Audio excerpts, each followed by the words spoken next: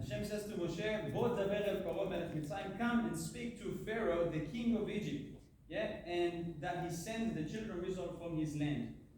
What is Pharaoh, the king of Egypt? Obviously, Pharaoh is the king of Egypt. What is the chidush here? What is the new insight that the Torah teaches us here?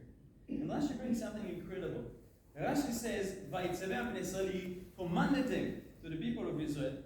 He says to them, "El Paro melech Mitzrayim," to Pharaoh, king of Egypt, "Tziva alehem lachlok lo kavod b'divreim." HaKadosh Baruch Hu says to Moshe and Aaron, come and give honor to Pharaoh, king of Egypt. And that is incredible. Pharaoh, the wicked Pharaoh, that has been enslaving the Jewish people for about 210 years by this point, he needs to be given such honor that Moshe and Aaron needs to come and says to him, the king of Egypt becoming like incredible. How can we explain it? From here we learn an incredible insight of how accurate is Midat Adin, is the judgment attribute of Hashem. We'll give another example. When Yosef is coming down to Egypt and is been, decreed that he's going to be sold as a slave to Egypt, what was the way he came down to Egypt? His brothers, of course, wanted to kill him, and then, of course, instead they threw him into the pit, and then Judah says, "Oh, look at this, there's Ishmaelim, there's a merchant from the nation of Ishmael that are going down to Egypt." And interestingly, what usually the Ishmaelim carrying as a way of making money?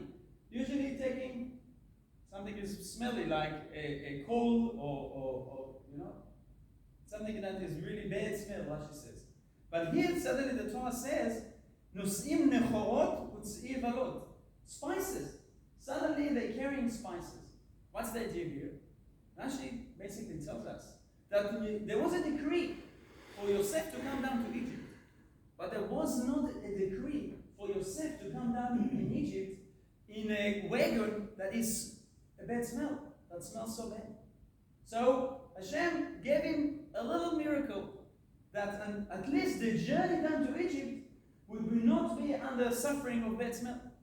And here, coming back to Pharaoh, the wicked Pharaoh, that in our parasha we learned that Hashem basically took away his free will, right? V'ani achbid libo, Hashem hardened his heart, but the midat adin, his attribute of the judgment attribute, wasn't that he will be that humiliated. He will be humiliated enough with all the 10 plagues. Can you imagine the frogs jumping on his head? The king of Egypt, basically the king of the world at that time, sitting, and then the lice and the frogs and all the other plagues around it. COVID-1, if you want to call it, right then. Yeah, all that humiliated enough.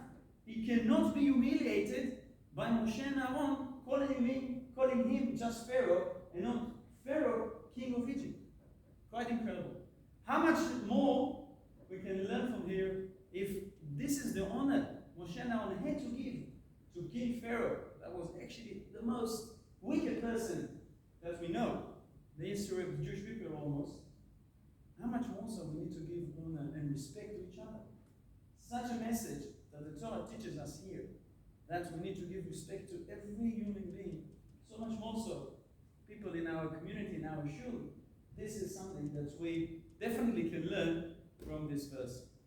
May it be a great time together that we learn to honor and respect and grow together in Torah and Ahavat Israel and the love of Israel.